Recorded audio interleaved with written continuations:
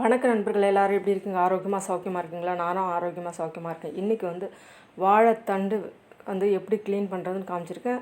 அதை வச்சு கூட்டும் செஞ்சுருக்கேன். சரிங்களா? இது இந்த மட்டை மேலே மட்டை இருக்கும் பார்த்திங்களா? இந்த வாழைத்தண்டு மட்டும் எப்பவுமே அடித்தண்டு தான் நல்லாயிருக்கும். இல்லைன்னா மேலே உள்ள தண்டு எடுத்தோம்னா சக்க சக்கையாக நல்லாவே இருக்காது, நார்கள் ஜாஸ்தியாக வரும். சரிங்களா? அடித்தண்டில் அந்த மேல் மட்டைன்னு சொல்லுவோம், நீங்கள் என்ன சொல்லுவீங்கன்னு தெரியல. அது எல்லாத்தையும் சீவி எடுத்து போட்டு 2 பக்கமும் தேவையில்லாதது கழிச்சிட்டு ரவுண்டாக கட் பண்ணி எடுத்து வச்சுக்கிட்டு அது பண்ணும் போதே கையில் நாரை சுற்றி எடுத்துருங்க. சரிங்களா? அப்பவும் போகாது, சில நார்கள் இருக்கும். சரியா? அதை வச்சு குட்டி குட்டியாக கட் பண்ணி நான் அந்த பக்கத்தில் பாத்திரத்தில் தண்ணி ஊற்றி கொஞ்சம் போல் உப்பு போட்டு மஞ்சள் பொடி போட்டிருக்கேன். ஏன்னா அது கருத்துரும் பார்த்திங்களா? இந்த வாழைத்தண்டு, கத்திரிக்காய், இந்த மாதிரி உள்ள பொருள்கள், உருளைக்கிழங்கெல்லாம் கருத்துரும் பார்த்திங்களா? அதுக்காக வேண்டி. சரிங்களா? மஞ்சள் பொடி போட்டு தண்ணி ஊற்றி வச்சுருக்கேன். இதை நல்லா கட் பண்ணிவிட்டு குட்டி குட்டியாக கட் பண்ணி அதுக்குள்ளே சேர்த்துக்க போகிறோம். சரிங்களா? இந்த வாழைத்தண்டு நீர் சத்து உள்ளது. வாரத்தில் ஒரு நாள் கண்டிப்பாக எடுத்துக்கிட்டால் இந்த கல்லெல்லாம் கரையன்றாங்க. அதை பற்றி எனக்கு ஆராய்ச்சி தெரியல, ஆனால் நல்லது. நல்லா ஃபைபர் ரிச்சு, வாட்டர் கண்டென்ட் ஜாஸ்தியாக உள்ளது. நல்லா எடுத்துக்கலாம், டேஸ்டியாகவும் இருக்கும். கூட்டு செஞ்சிங்கன்னா காரக்குழம்புக்கு வச்சு சாப்பிடும்போது அப்படி இருக்கும் பார்த்திங்கன்னா. இல்லை வெறும் கூட்டமே சாதத்தில் போட்டு பிசைஞ்சு சாப்பிட்லாம், ரசத்துக்கும் தொட்டுக்கிறதுக்கு வச்சுக்கலாம்.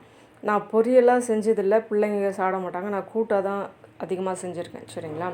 இப்போ நம்ம அந்த நாரெல்லாம் கட் பண்ணி எடுத்துக்கிட்டு அதில் சில நாருங்க இருக்கும் பார்த்திங்களா? குட்டி குட்டியாக கட் பண்ணி போடும்போது அதை எடுக்கிறதுக்கு முள் குச்சி எடுத்து சுற்றுவோம் எங்கள் வீட்டிலலாம் இருக்கும்போது. சரிங்களா?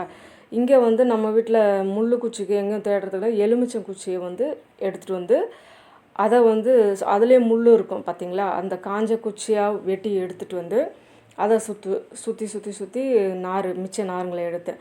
இந்த வேலையை எங்கள் வீட்டில் எங்கள் அம்மா என்ன பண்ணுவாங்க, எங்கிட்ட தான் கொடுப்பாங்க. சுற்றும் போது முடிஞ்சிச்சா, போதுமான்னு கேட்டுனே இருக்கும்போது இவளுக்கு இன்ட்ரெஸ்டே இல்லை போலாம். சரி போதும் வச்சுட்டு போனால் அப்பாடான்னு எழுந்து வந்துடும். எத்தனை பேர் அந்த மாதிரி செஞ்சுருக்கீங்க? சரிங்களா? இங்கே நானே தான் செஞ்சுப்பேன். சரிங்களா? அதை வெட்டிட்டு அதில் நல்லா அப்படியே ஒரு 10-15 தடவை சுற்றினோம்னா பேலன்ஸ் இருக்கிற நாரெல்லாம் வந்துடும். எடுத்து போட்டுட்டு நம்ம கூட்டு அழகாக செஞ்சுக்கலாம். சரிங்களா? இது கிட்னி கல் இருக்கிறது போகுதுன்றாங்க. ஏன்னா வாழை மரத்தை வெட்டிட்டு நான் பார்த்துருக்கேன், அந்த தண்டில் ஒரு குழியை தோண்டி வச்சுருவாங்க. அது நைட்டு ஃபுல்லாக அது மேலே ஒரு இலையை வச்சு மூடிட்டு வந்துட்டாங்களாம். தண்ணி நிரம்பி இருந்ததுன்னா காலையில் எடுத்து பல்லு தேய்ச்சிட்டு வெறும் வயிற்றில் குடிக்கிறத பார்த்துருக்கேன். ஆனால் இப்போல்லாம் நிறைய மருந்துகள் தெளிக்கிறதுனால அது நல்லதான்னு கூட எனக்கு தெரியல.